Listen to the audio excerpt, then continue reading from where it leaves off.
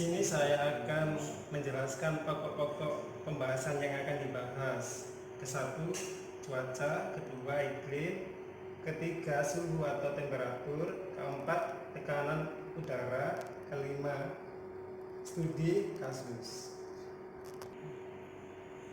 Yang pertama, saya akan menjelaskan tentang cuaca. Definisinya, cuaca kelembapan dan udara serta curah hujan. Contohnya seperti di negara Indonesia ini, ya.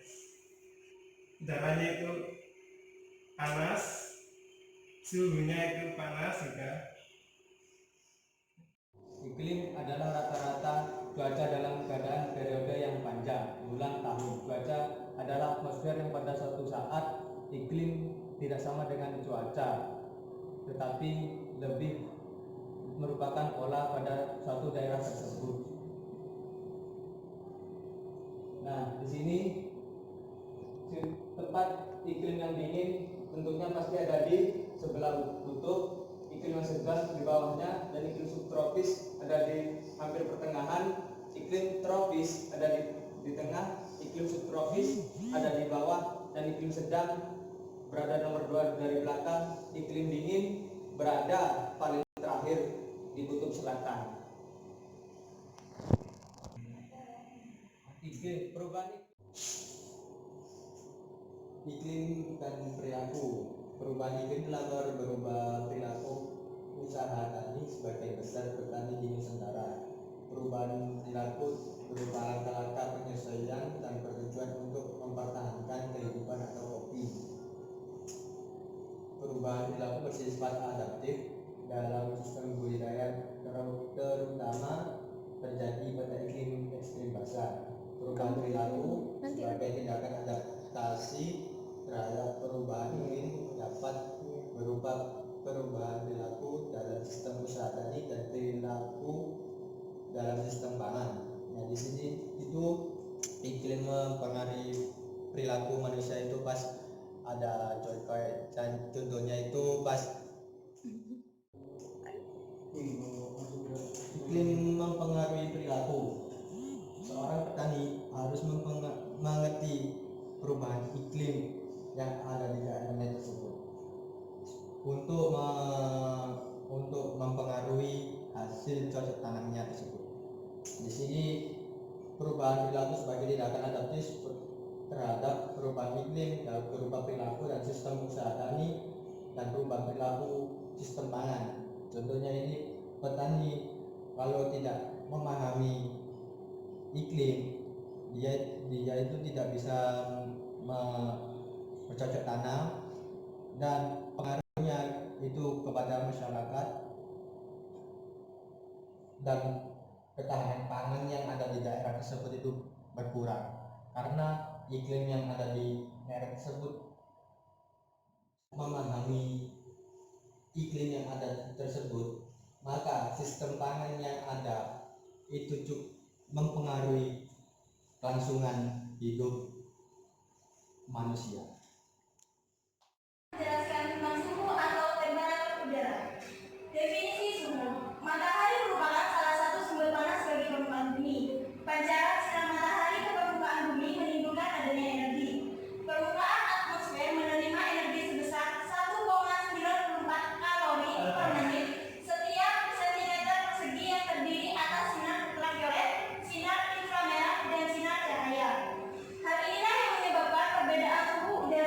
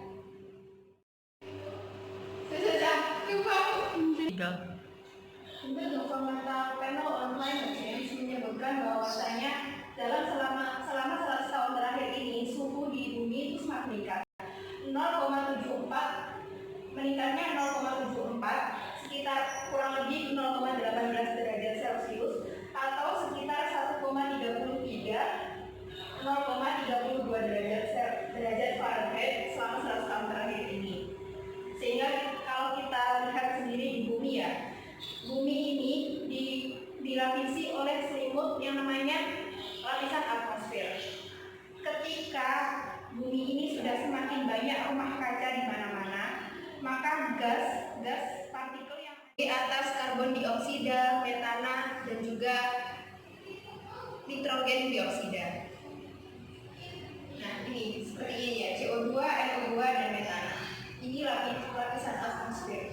Ketika partikel yang ada dalam gas kaca ini naik melayang keluar, ingin dikeluarkan, terhalang oleh lapisan atmosfer, sehingga partikel-partikel tadinya itu melayang, tidak bisa keluar, juga tidak bisa, akhirnya dia memantul kembali ke bumi, sehingga panas bumi itu semakin meningkat itu tadi, karena apa yang seharusnya dikeluarkan memantul kembali. Jadinya bumi itu, kalau dulu pada awal abad ke-20, kemungkinan bumi itu masih hangat, tetapi seiring berjalannya waktu bukan hangat lagi, tapi semakin panas seperti itu.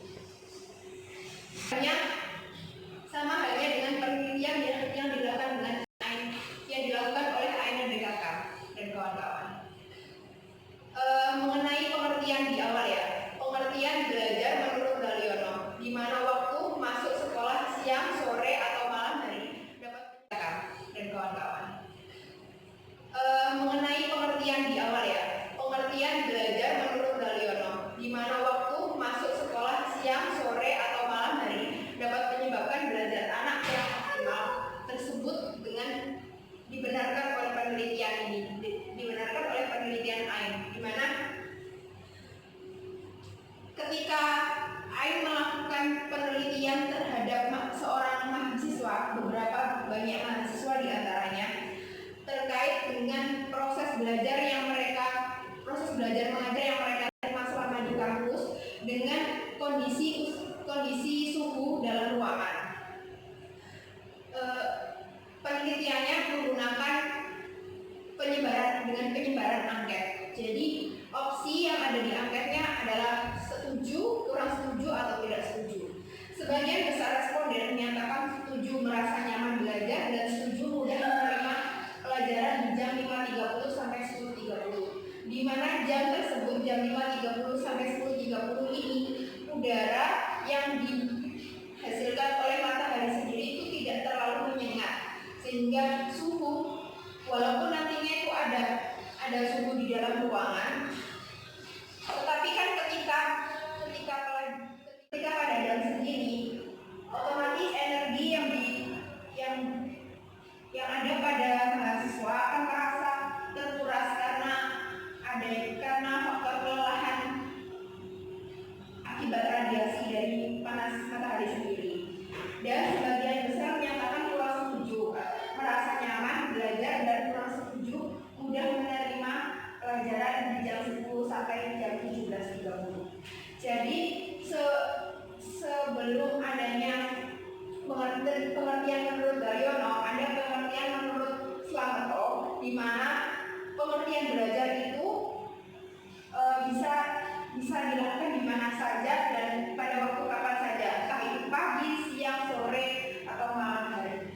Namun ketika kita lihat sendiri di contohnya kita sendiri ya, yang notabene mahasiswa ataupun siswa, di mana ketika proses belajar mengajar itu dilakukan pada siang hari atau sore hari, kita kan akan merasa kurang optimal dalam menerima pelajaran. Jadi suhu dalam ruangan atau suhu dalam luar ruangan itu sangat mempengaruhi konsentrasi anak didik dalam belajar.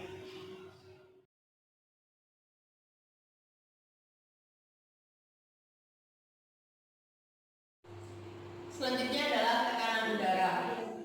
Di sini definisi tekanan udara adalah tenaga yang bekerja untuk menggerakkan massa udara dalam suatu ruas tertentu, diukur dengan barometer. Jadi di sini nih alat untuk mengukur tekanan udara adalah barometer.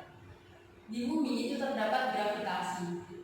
Dari gravitasi tersebut menarik udara ke bawah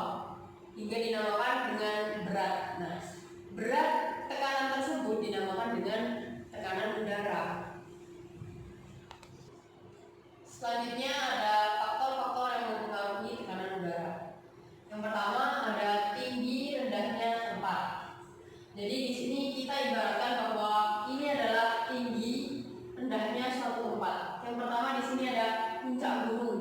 Semakin tinggi suatu tempat, lapisan udaranya itu semakin renggang. Jadi tekanan udaranya itu rendah.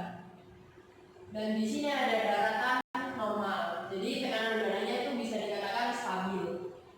Selanjutnya ada dasar lautan. Semakin dalam menyelam, tekanan udara semakin besar sehingga semakin banyak jumlah nitrogen yang larut dalam darah. Jadi tekanan udara itu diukur dari dasar lautan. Semakin dalam seseorang menyelam, semakin banyak pula tekanan udara yang dia terima. Selanjutnya yang kedua adalah temperatur. Yang kedua adalah temperatur. Ketika temperatur udara tinggi, maka volume molekul udara mengembang sehingga tekanan udara menjadi rendah. Sebaliknya, jika temperatur udara menjadi kecil, maka tekanan udara menjadi tinggi. Sama ibaratnya itu seperti suatu tempat yang mendapatkan banyak sinar matahari, itu temperatur tekanan udaranya itu semakin rendah. Jadi tempat yang memiliki sinar matahari yang banyak itu tekanan udaranya rendah. Sebaliknya, jika tempat yang tidak mendapatkan sinar matahari itu memiliki tekanan udara yang tinggi. Di sini ada tekanan udara dan perilaku.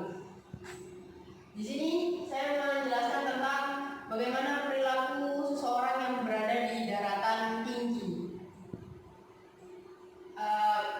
Seseorang yang mendaki di atas gunung, jika mereka tidak dapat menyesuaikan dirinya terhadap tekanan udara, mereka akan mengalami hipoksia. Namanya adalah efek hipoksia. Efek hipoksia tersebut ada karena seseorang tidak dapat menyesuaikan aklimatisasi, yaitu beradaptasi dengan lingkungan.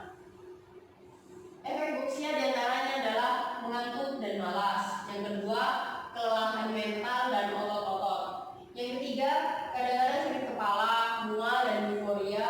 Yang keempat ada kedutan atau kejang. Yang kelima adalah koma. Jadi, seseorang pendaki yang sudah mencapai puncak gunung